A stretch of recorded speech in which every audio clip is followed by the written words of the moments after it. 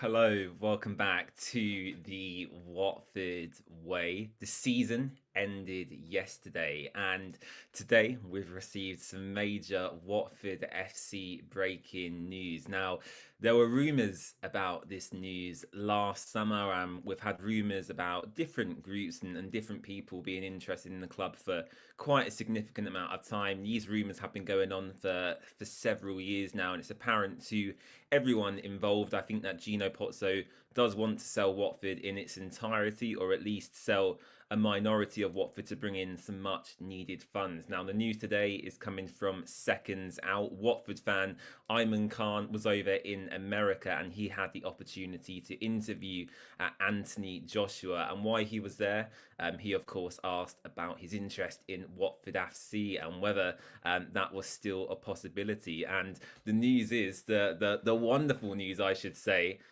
is that Anthony Joshua is still very much interested in Watford FC. Now, the details at this stage are still very vague. We don't know really what kind of the in-depth details are, but clearly from AJ's comments, I've watched the video 3 or 4 times now. It's about a minute or so in length. From AJ's comments, there's clearly still interest there, and he mentioned about wanting to diversify his portfolio. Obviously, AJ is very successful in his career. He's one of the best boxers that's ever come from this country and one of the best boxers in the world. And by having such an illustrious career, he, of course, has made a lot of money. Now, the reported net worth of Anthony Joshua is about £150 million.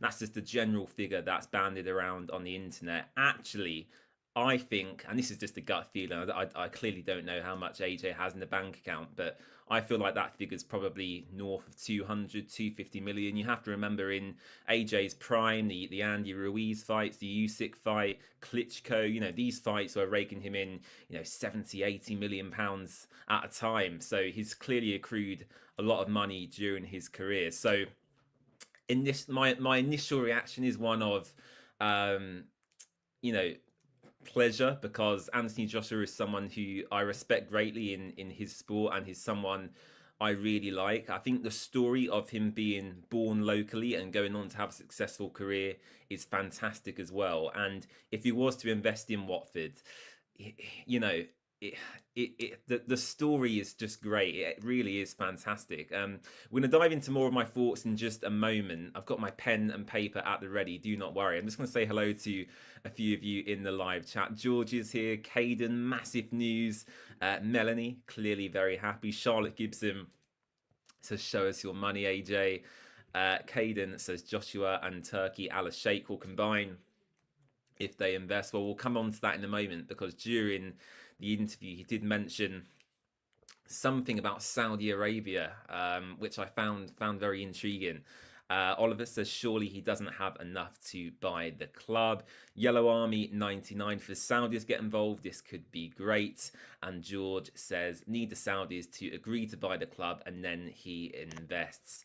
Oliver Sharp, great news. I just hope we actually spend money and it happens before the window. So let's dive into more of my in-depth thoughts. Now, Watford, as I mentioned earlier at the start of the video, have been seeking investment for a significant amount of time. We've had the AJ rumours from last year, which is just confirmed today. We've had John Textor. We've had the former chairman of Goldman Sachs Banks. There's been various other, small rumours and talks on the internet that have never actually been publicly confirmed. This is the first real confirmation we've had from anyone in the world, really, who wants to put money into Watford, and that is major news. Now, I wasn't going to go live today, but I was thinking about it, and actually, this really is major Watford FC breaking news. So for me, being a fan of AJ and being a fan of Watford, the two coming together couldn't be any better. So yeah, I really am delighted at this news. Now, we do have to caveat that what we've seen so far is a minute-long interview from Ayman Khan, who works for Seconds Out, the boxing YouTube channel, and he said there are more details to come in the next few days, which certainly piques my interest. So I'll have to keep an eye out for that. I'm actually on holiday tomorrow and flying out of the country, so this news has come at the perfect time before I leave the UK. Tony, of course, Luton get battered everywhere they go. I love to hear that, Tony. So yeah, let's talk a bit about kind of the money needed to buy Watford, whether AJ has the funds, and what it means for the club moving forward. And I want to focus on the digital share equity that Watford announced last summer, because that was a scheme where a lot of people invested their own money. The scheme was open to me, it was open to you, it was open to everyone around the world, Watford fans, non-Watford fans, or anyone who wanted to invest in the club.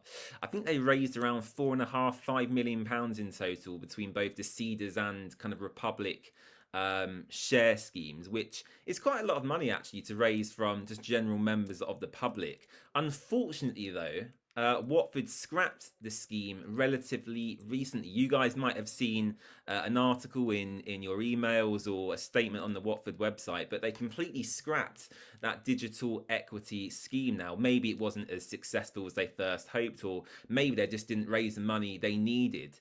And maybe they just didn't want, loads of tiny shareholders around the club. I'm not entirely sure, but to see that happen and then AJ come out and confirm he's still interested, is there a correlation there? I'm not too sure, but it certainly is very exciting. Now, during the 1 minute clip we've seen so far, as I said, Ayman Khan, who did the interview with AJ, said there is more to come. So do keep an eye out on his social channels.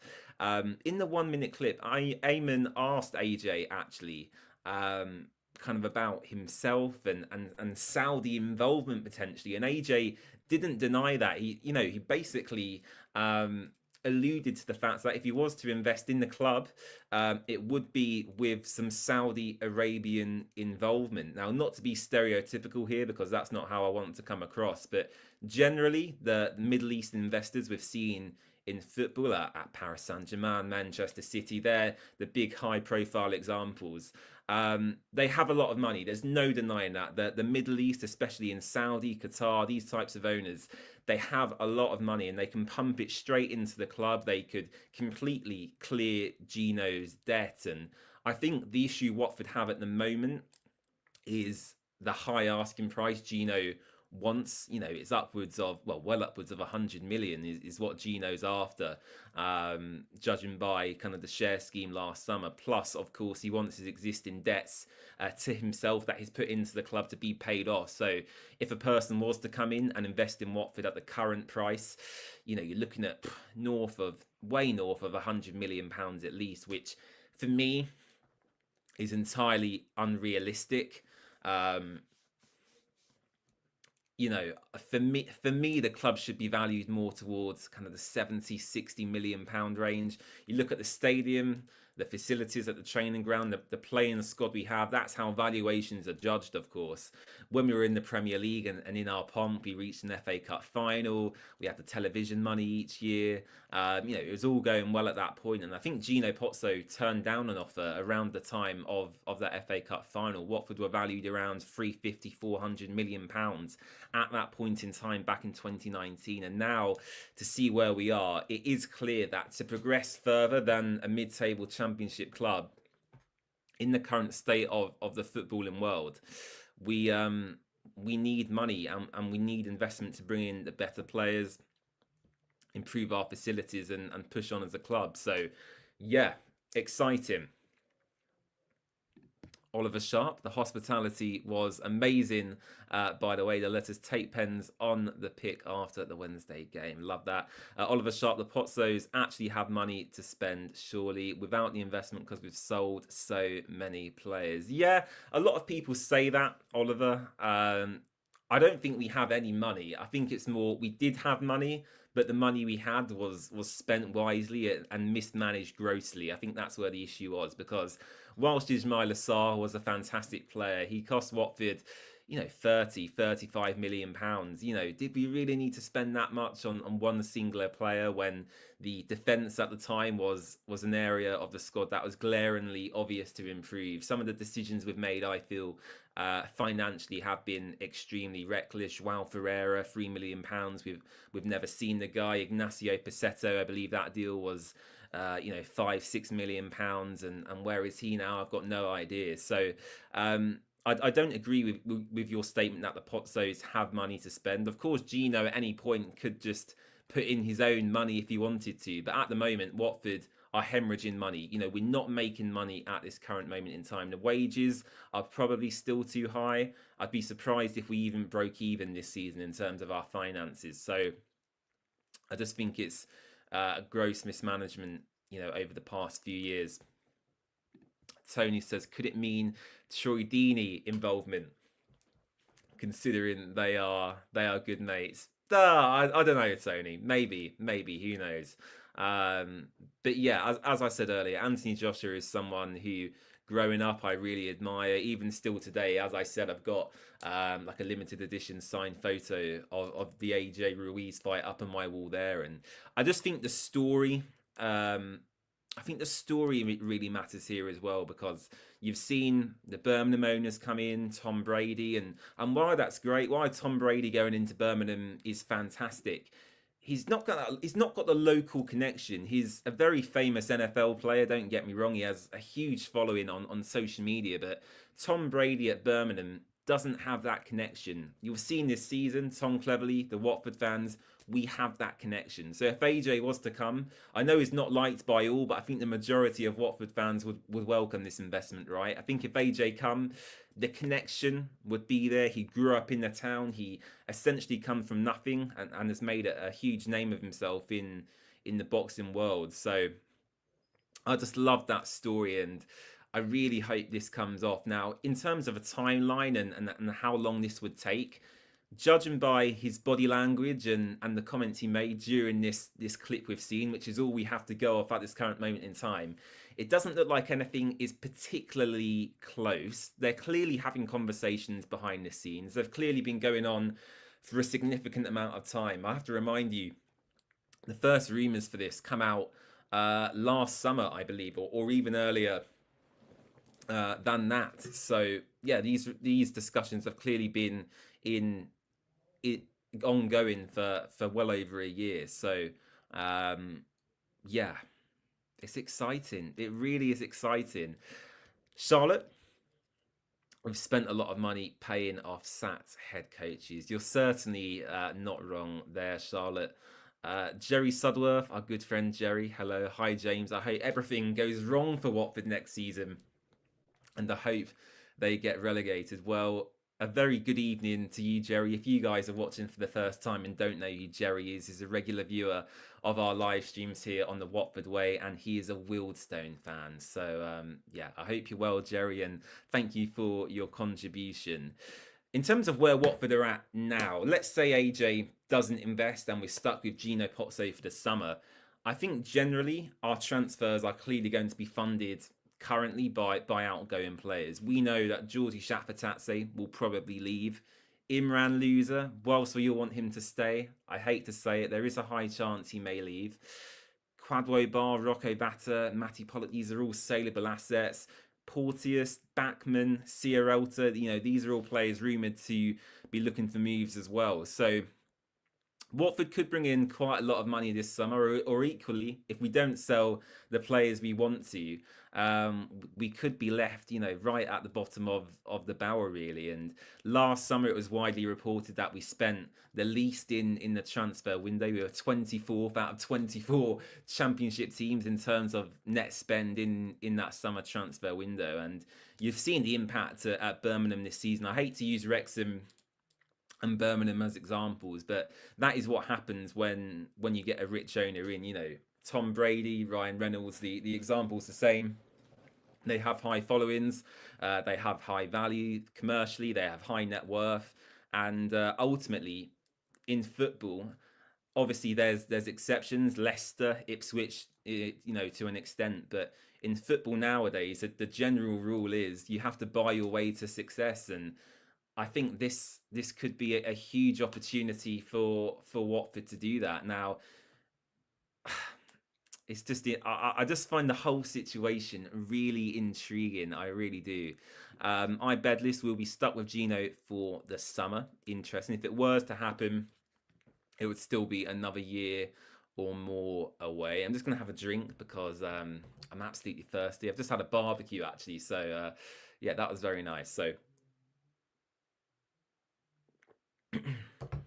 But yeah, generally the timeline for this, as George just said there, is it going to happen imminently? I don't think so, because I think if it was to happen imminently, we would have heard more by now. I think this is a clever move by AJ and his team. He's now put it out there publicly, because initially, as I said last summer, there was just rumours that we'd heard, and to now hear it publicly has obviously perked the interest of us as Watford fans. It's also probably perked the interest of other potential investors in Watford as well. Scott Duxbury, when he spoke about the digital share scheme last summer, where, as I said earlier, the likes of me and you could have invested into the club, he said the whole point of that move was to attract basically rich investors from Middle Eastern countries or the USA essentially.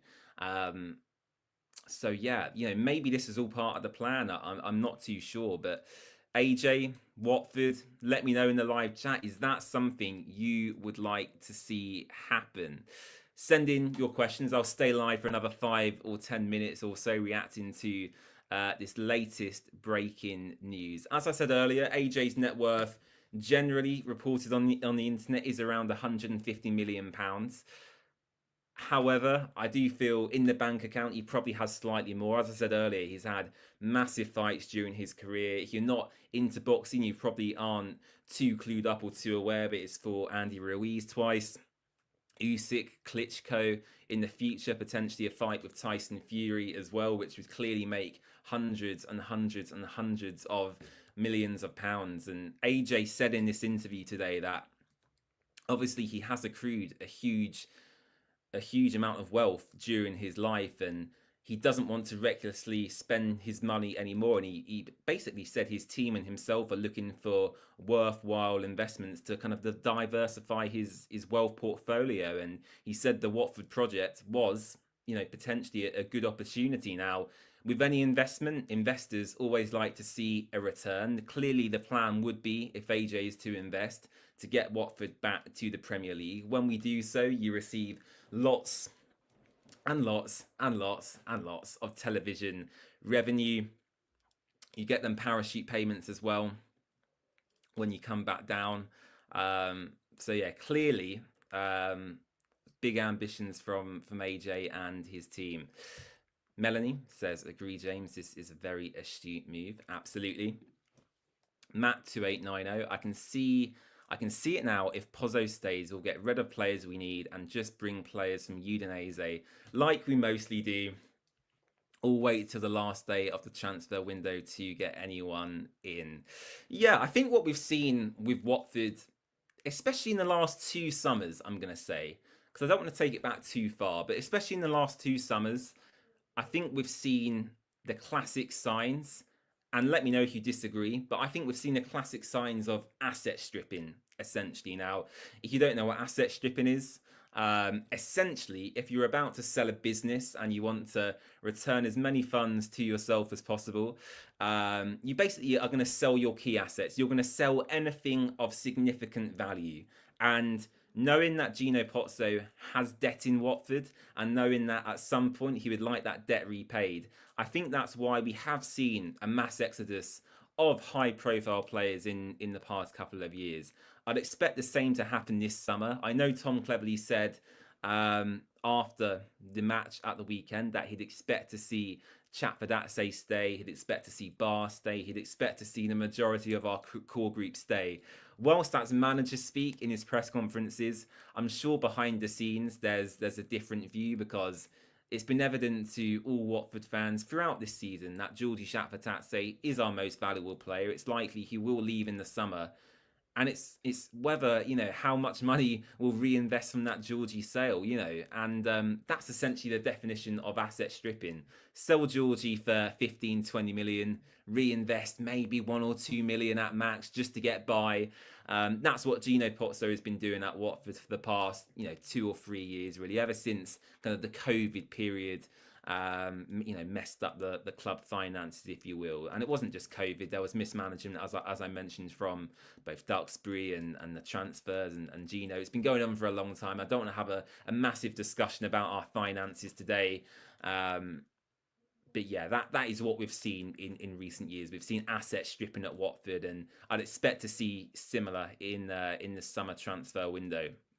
So, unless anyone has any other questions, I think we'll leave it there. I just wanted to come on live and give my initial reaction to the AJ news. If you are just tuning in now, make sure to rewind so you can go back to the start of the video to see what I had to say. But in conclusion, I am delighted to hear that this is still a possibility. I think, as I said, my comparisons go to Rob McElhenney and Ryan Reynolds at Wrexham, Tom Brady at PSG. They're big sports personalities or big film personalities in Wrexham's case. They have a big social following, they have a lot of wealth, they have a lot of money, and they have a great team behind them. And they're commercially astute as well. AJ is obviously a boxer, but he's got a very successful clothing brand as well. Could you imagine Watford walking out of Vicarage Road with Anthony Joshua as our front of shirt sponsor? Ipswich obviously have that with Ed Sheeran. I think Ipswich have Ed Sheeran's most recent album on the front of their shirt, which I think is pretty cool. So yeah, could you imagine Watford walking out in like a nice yellow, red, black kit, Anthony Joshua across the front of the shirt, it's AJ boxing? I think that would be pretty cool. Maybe AJ could hold a fight at Vicarage Road, who knows? But yeah, I'll leave it there. Thank you so much for tuning in to this